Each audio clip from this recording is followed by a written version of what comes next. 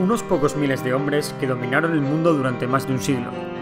La mejor infantería de su tiempo y posiblemente la mejor de la historia.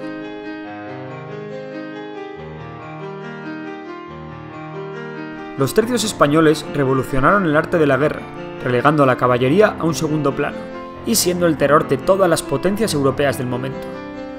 Marcados por su disciplina, sus innatas dotes para la guerra y por una tradición guerrera en la que la honra, ganada en los campos de batalla, era lo más importante, los tercios españoles fueron la primera unidad militar profesional compuesta por voluntarios y no por soldados reclutados forzosamente. Su forma de combinar largas picas con las primitivas armas de fuego que ya se utilizaban en el siglo XVI asentaron las bases de una forma de combatir que mantendría su estructura básica hasta la Primera Guerra Mundial. El origen primitivo de los tercios se remonta al final de la Reconquista, cuando los reyes católicos combatían al Reino de Granada, y sus tropas comenzaron a adoptar el modelo de los piqueros suizos que se habían mostrado ya efectivos en los campos de batalla europeos. En un principio, se formaron cuadros de infantería formados por piqueros, ballesteros y espadachines.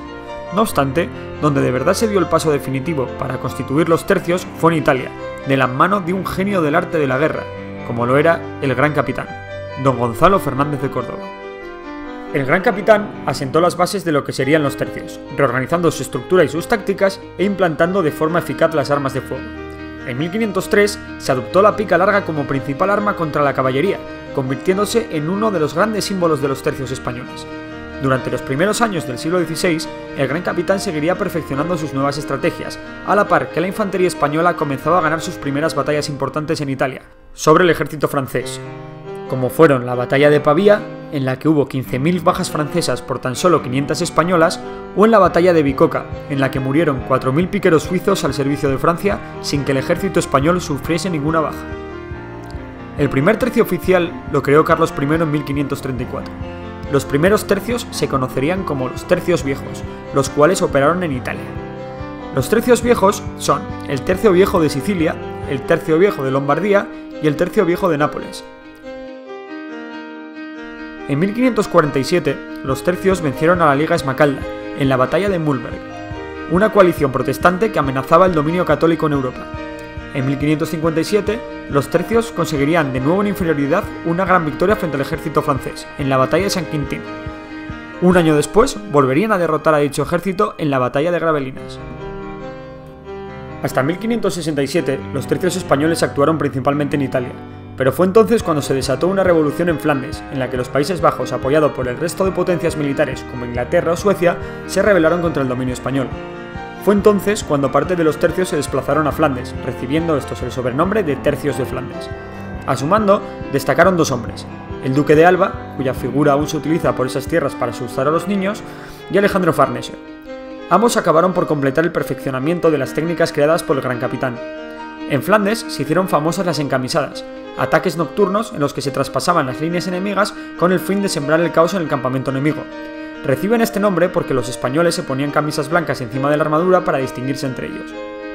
A partir de entonces, los episodios de batallas terrestres más importantes sucedieron en Flandes y en la frontera francesa. En 1585, los tercios de Flandes consiguieron una gran victoria frente a los rebeldes holandeses en el Milagro de Empel. Sin embargo, a la par que los recursos de España se debilitaban, sus enemigos se multiplicaban.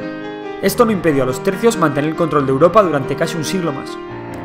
Las técnicas de los tercios llegaron hasta tal punto de perfeccionamiento que en las escuelas y universidades se estudiaban fórmulas para organizar los cuadros de combate o para determinar el grosor y longitud de las picas de forma que fuesen más efectivas.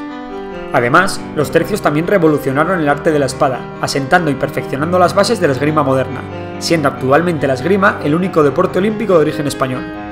En el siglo XVII, los tercios continuaban cosechando importantes victorias, como el asedio de Breda en 1624 o en 1634, cuando los tercios de Flandes se tuvieron que emplear a fondo para acabar con el ejército sueco, una potencia militar de la época que dejó de serlo tras ser derrotado en la batalla de Nordringen. No obstante, el Imperio Español comenzaba a saturarse. Campañas en Europa, en África, en América e incluso en Asia habían debilitado a la corona española, que llevaba siglos de conflicto prácticamente ininterrumpido. El oro de América comenzaba a escasear y los afamados tercios no daban abasto. Para colmo, la artillería, la peor enemiga de los tercios, cada vez era más moderna y sofisticada, mientras que las técnicas y el equipamiento de los tercios comenzaban a quedarse obsoletos, algo a lo que la corona española no puso solución. Todo ello llevó a los tercios de Flandes a la derrota en la batalla de Rocroi, en 1643, en la que vendieron muy cara su piel luchando hasta el final, y aunque conseguiría alguna victoria más, como la batalla de Valenciennes, el ejército español no volvió a ser el mismo, y se acabó firmando la paz con los rebeldes holandeses, concediéndoles la independencia. También se acabó firmando la paz con Francia. Obsoletos y agotados, Felipe V disolvió el tercio como estructura en 1704. Aún así, la denominación de tercio aún se puede encontrar hoy en el ejército español. En la Legión se puede encontrar el tercio de Juan de Austria, el tercio de Alejandro Farnesio, el tercio del Gran Capitán y el tercio del Duque de Alba. Actualmente, la infantería de marina también se organiza en tercios, e incluso conserva parte de su simbología original. No obstante, su triste final no impidió a los tercios españoles pasar a la historia como uno de los mejores, si no los mejores soldados que hayan existido jamás, guardianes de un imperio que se sostenía en sus picas.